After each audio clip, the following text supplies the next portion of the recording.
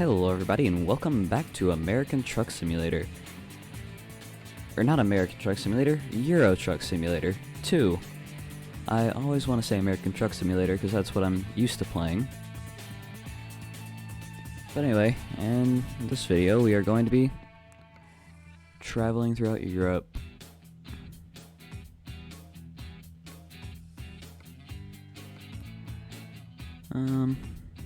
Ooh. 11 euros per kilometer. Actually,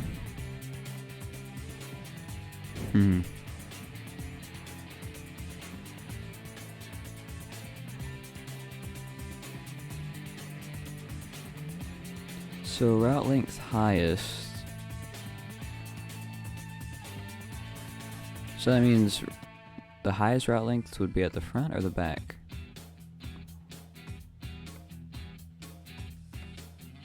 They all look the exact same.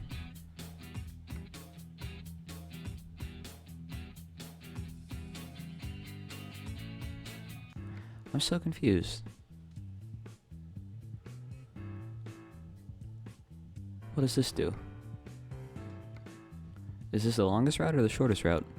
This must be the shortest route. Okay, well it's 11.13 euros per kilometer, so we'll just do it.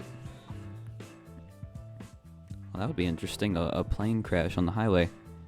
Have any of you guys seen those videos where the planes are going down and so they have to land on a highway or something like that instead of a runway? Very fascinating. I mean these look like bridge parts. I don't actually think they're bridge parts, but they might be. Okay, and I'm going to take a screenshot. Very good. And let's get going.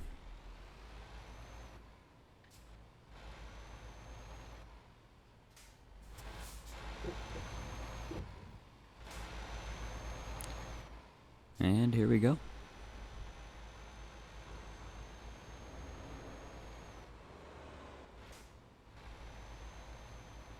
You know, why are we driving on the right side of the road still? Wouldn't it be the left side of the road?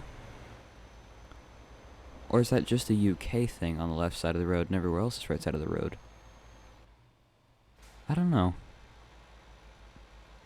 I thought everywhere in Europe you drove on the left side of the road. Did they just adapt it in this game to be on the right side of the road, since I'm assuming a majority of the players are American? And that's what I assume. That may not be accurate, but I mean, I guess I just don't know a lot of European YouTubers, or I don't consistently watch a lot of European YouTubers, so I'm not sure how big a Euro Truck Simulator is in Europe, but I know American Truck Simulator is a big deal in America, and I know a lot of American YouTubers play Euro Truck Simulator on their channels, so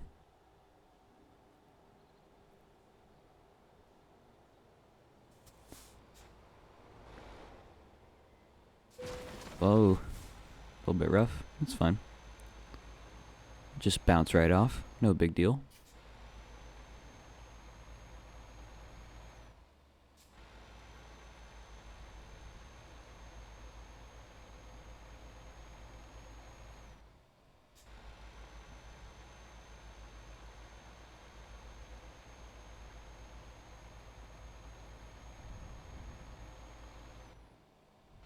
I like this truck. I like this truck a lot better than the last one. It's easier to drive, in my opinion. Ooh, I have new mail. Guess we'll have to check that out after we finish up this job.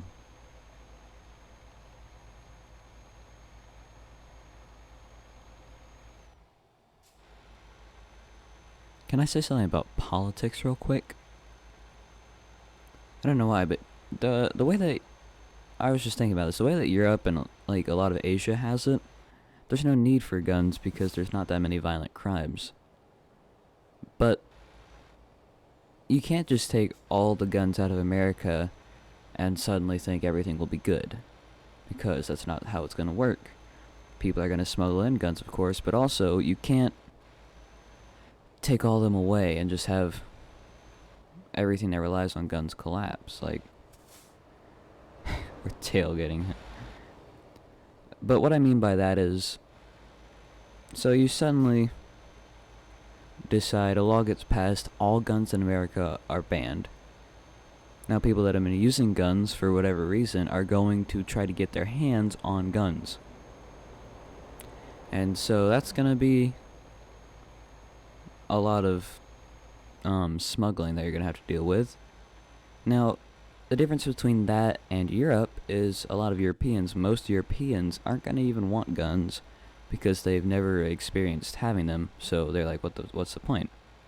Also, violent crimes are a lot lower in Europe, and so are imprisonment rates.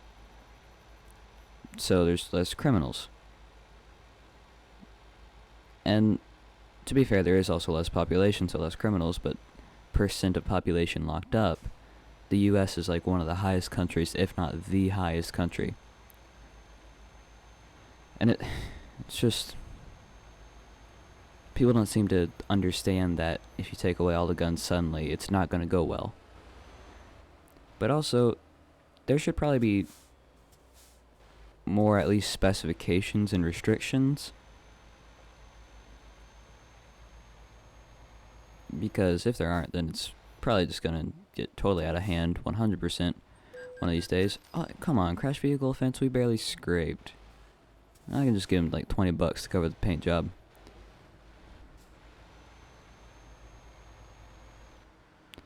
But anyway, I sort of guess I don't like to stand on either side of the parties.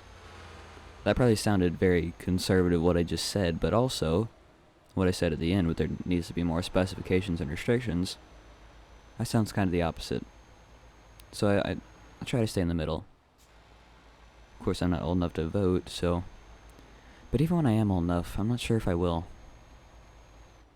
It depends on the candidates, of course, but...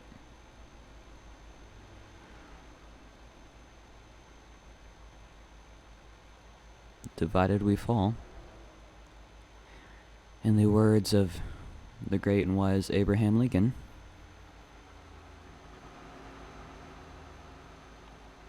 And at this point, it's like the United States is two different countries, again, just like in the Civil War, with the split down the middle with that comes with political parties.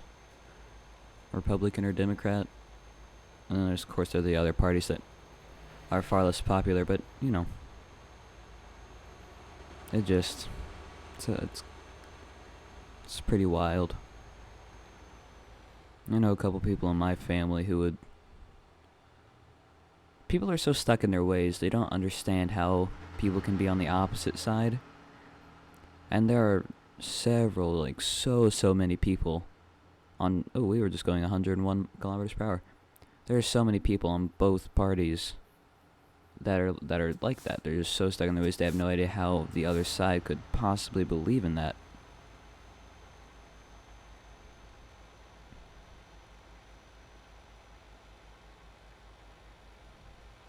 Which I always just found fascinating.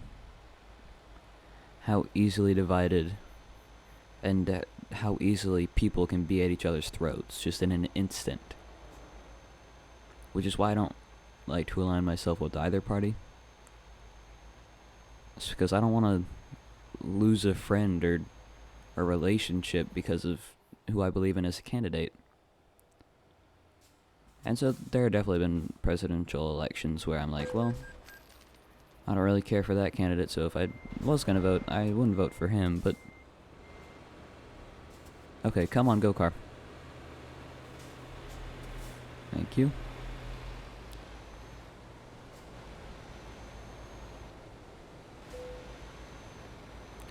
But overall, I think there have been... How? What? I haven't hit anything. Overall, though, I think there have been a lot of good Republican presidents and a lot of good Democratic presidents.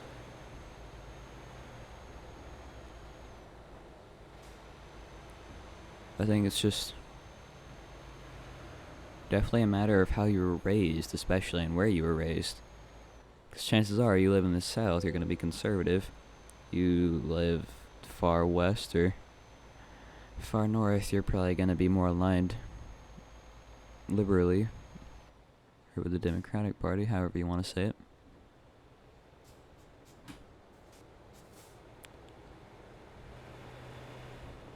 Which of course is very stereotypical, but I'm not gonna try to convince anybody of the lie that stereotypes aren't true every single time. Because a lot of stereotypes are true. Hence why stereotypes were created. Of course, a lot of them are overdone and not true and fake and over-exaggerated.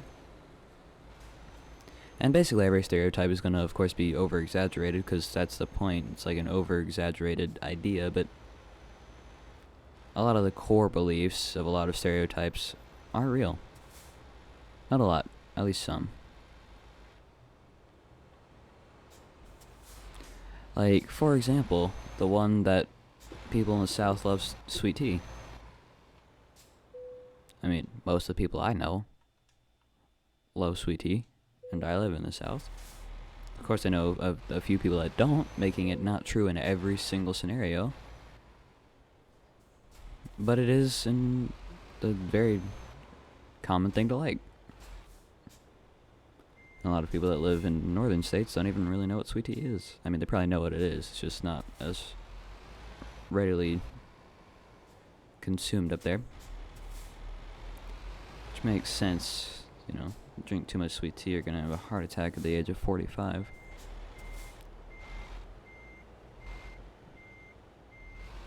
But yeah, sweet tea is definitely not good, neither is soda. Another one is that I never really understood is all southern people call soda Coke. Excellent, very good. Which I do know a couple people that do that, but most people just call sodas by what company they're from. Like, oh. Or not what company they're from, but what the name of the drink is. Oh. What's that drink right there? Oh, this is a Dr. Pepper. Oh, what's that? Oh, this is Mountain Dew. By the way, Mountain Dew is battery acid, so don't ever drink it. Actually, I mean, of course you can if you want to. I just don't. But it's also not, you know, that much worse than most other sodas, so. But anyway, I think with that we're going to end off this episode. So I thank you very, very much for watching, and if you enjoyed, make sure to subscribe. And if you hate me, well then, don't. Bye.